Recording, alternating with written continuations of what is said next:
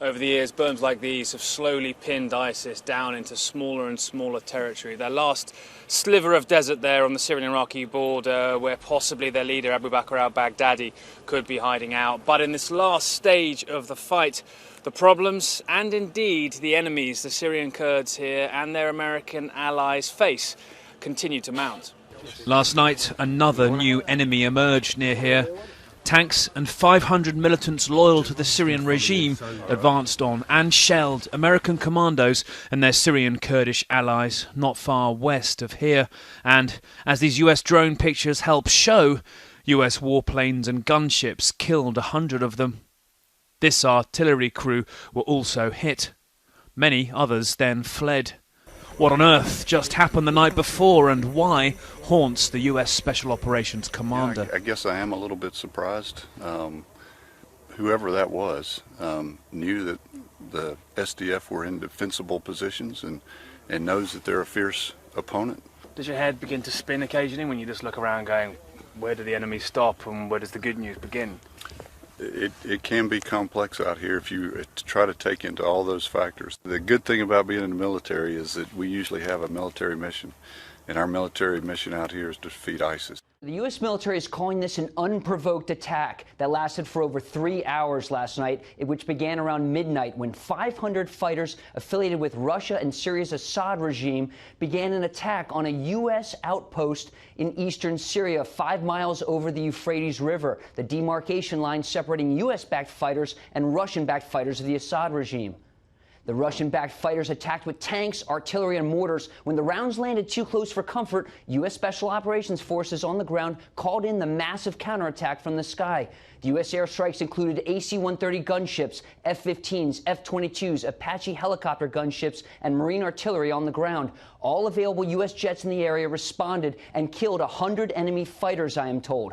No U.S. troops were hurt. One allied Syrian fighter was hurt. U.S. officials say that they had seen the buildup of these Russian-backed forces near the base for a week. The American military called their Russian counterparts on a special hotline and were told not to worry by their Russian counterparts. The United States provides military support to the Syrian Democratic Forces fighting terrorist groups in Syria. The Syrian government, backed by Russia, is waging a war against those forces in an effort to regain the territory the opposition forces still control. The United States says it is not involved in that fight. We will use force if our troops are threatened, and that was clearly the case. The U.S. Department of Defense said Thursday that the U.S.-led coalition and local forces fighting terrorists were attacked by Syrian pro-government forces with artillery, tanks, and rocket launch systems. A Pentagon spokesperson said the coalition's air and artillery strikes were in response to that aggression. Russia has reacted angrily to the airstrikes, in which dozens were reported killed.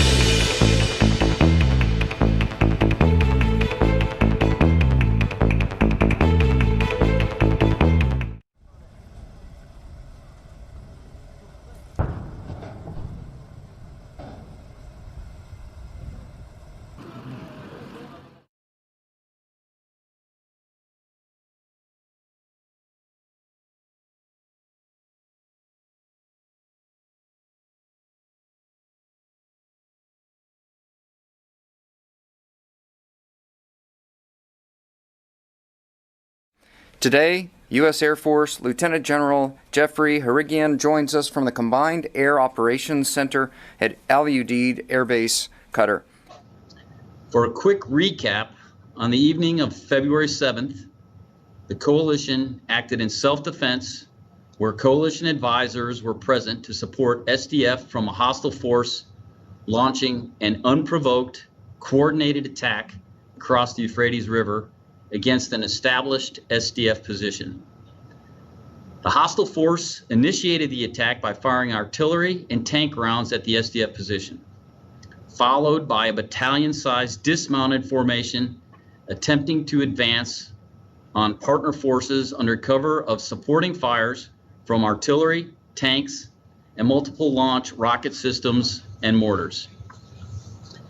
At the start of this attack, coalition aircraft, including F-22s and MQ-9s, were overhead providing protective overwatch, defensive counter-air, and ISR support, as we have done daily throughout the fight to defeat ISIS. We immediately contacted the Russian officials on the deconfliction telephone line to alert them to the unprovoked attack on a known SDF and coalition position.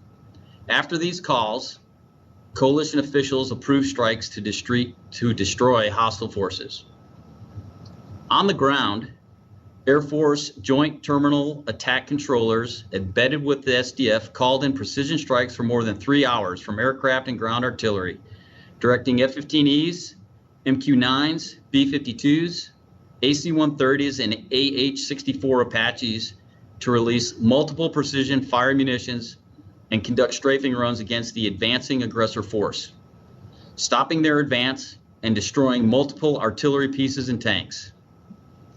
As the hostile forces turned west and retreated, we ceased fire. Despite the attack being unprovoked, it was not entirely unexpected. The coalition observed a slow buildup of personnel and equipment the previous week, and we reminded Russian officials of the SDF and coalition presence via the telephone deconfliction line. This was well in advance of the enemy's forces' attack. When there were conversations taking place between the coalition and Russia ahead of the strike, did you get the sense that any of the people on the ground were controlled by Russia or were indeed Russian mercenaries? And how would you characterize the conversations that took place over that time? Did you get any pushback from Russia? Did they say, go ahead, it's fine to strike? Could you just give us a little bit of insight into that, please?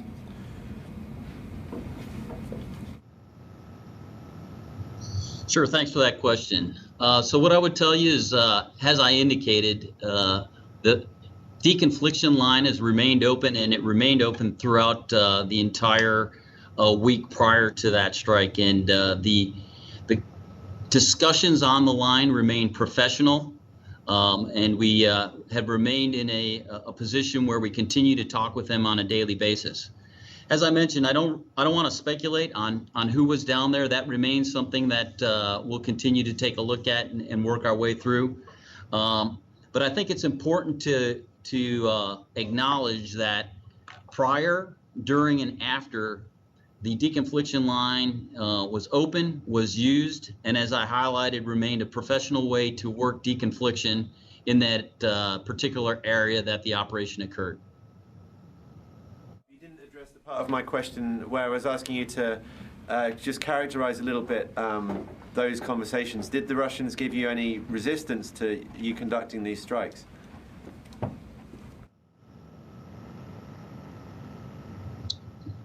As I said, the conversations remain professional.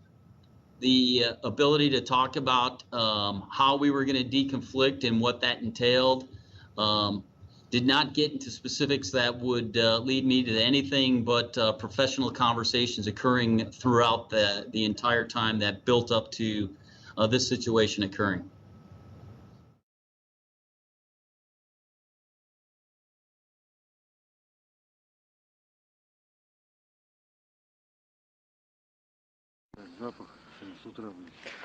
Брат, смотри, ну там 177 убиты, это только 5-я рота. Двойку практически не зацепило. Короче, 5-ку всю уничтожили. Их раскатали, блядь, авиацией, вертушками, артиллерией. Ну там эти курды на них с американцами поперли. У пацанов просто не было шансов. 5-ка легла почти вся. Вот остатки тяжелых, блядь, сейчас тюльпан придет, блядь, ночью сегодня, блядь, будем тогда встречать уже. Давай, на связи. Викторович, по-моему, все наши тоже минусовые. Только из техники уцелел один танк и один БРДМ, говорит. А все остальные бардаки, все остальные танки были уничтожены, говорит, первые минуты боя сразу. Короче, парняга сейчас отзвонился. Они в колонну выстроились.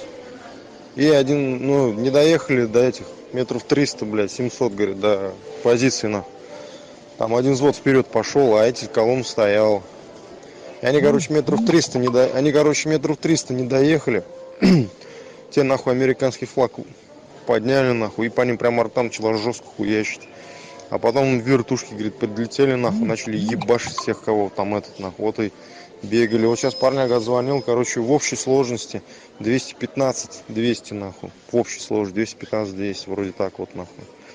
Там, короче, раскатали, нахуй, ебать, просто жестко, блядь, обозначили себя, нахуй. Наши вообще на что надеялись, там, ебать, сейчас, типа, сами съебутся, что ли, блядь, что там, напугаются, нахуй, хуй знает. Короче, такая хуйня, говорит, кого, говорит, вообще, нахуй, познать не могут, там, народу дофига. Ну, в общем, вот так вот. Они стоящую колонну, короче, прохуячили просто артой даже, а никто там больше нет, ну, пехота не выдвигался, они чисто артой нахуячили там этим, и все, и пиздец. Илья, привет. Вот то, что новости показывают, да, там по телевизору, что там, ну, в Сирии там 25 человек там раненых, там, сирийской, там, блядь, армии, там, ну и так далее. Короче, это нахуй разъебали наших. Вот, короче, в одной роте нахуй 200 человек, нахуй 200-х. Сразу же. В другой 10 человек. И вот про третью не знаю, но там тоже растрепали очень сильно вообще. Вот, короче, 3 роты пострадало.